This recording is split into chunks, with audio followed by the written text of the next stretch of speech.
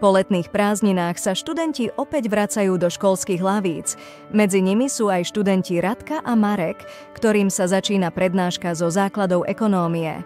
Mám nový notebook s operačným programom Windows od spoločnosti Microsoft, ktorá sa považuje za monopol.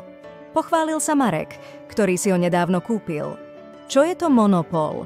Opýtala sa zvedavo Radka, ktorá tento pojem ešte neovláda. Skôr ako sa Marek rozhodne odpovedať, pustí sa pán profesor do písania názvu témy, ktorá sa bude na prednáške preberať. Je to téma monopol. Monopol je trhová štruktúra s jedinou firmou ako výlučným predajcom produktu, ktorý nemá podobné alternatívy.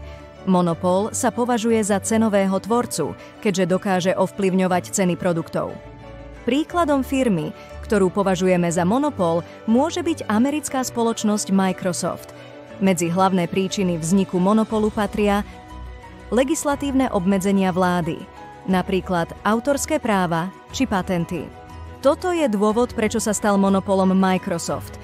Keď spoločnosť prvýkrát navrhla svoj operačný program, požiadala o udelenie patentu. Preto, ak chce spotrebiteľ používať program Windows na svojom počítači, musí najskôr zaplatiť licenčný poplatok.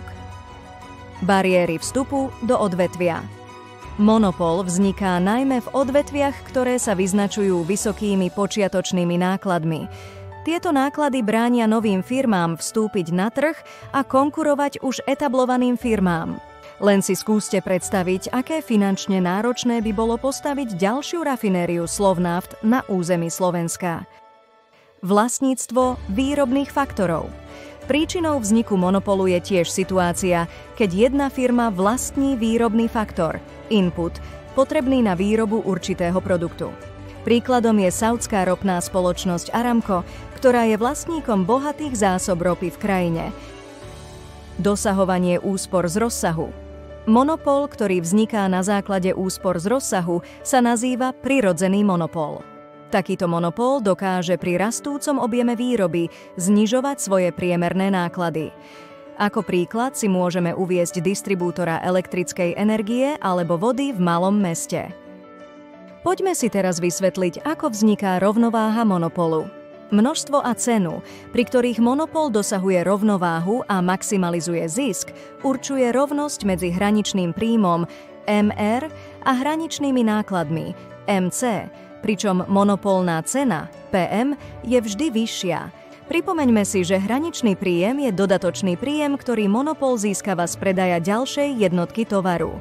Hraničné náklady sú dodatočné náklady spojené s výrobou tejto jednotky tovaru. Rovnováhu monopolu vieme zobraziť tiež graficky, pričom na vertikálnej osi je cena tovaru a na horizontálnej osi množstvo tovaru. Postupne si do grafu zakreslíme krivku dopytu, krivku hraničného príjmu a krivku hraničných nákladov. Priesečník kriviek M, R a MC, cez ktorý je vedená kolmica, určuje monopolné množstvo a cenu. Monopolná cena je však vyššia ako úroveň hraničného príjmu. Zapamätajme si, že pre rovnováhu monopolu platí podmienka MR rovná sa MC je menšie ako PM.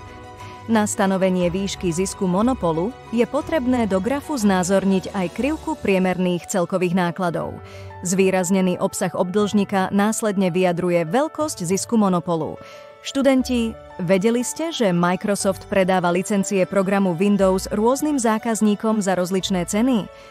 Stratégia stanovenia rozdielnych cien za rovnaké produkty a služby, ktoré uplatňuje Microsoft a ďalší monopolisti, sa nazýva cenová diskriminácia.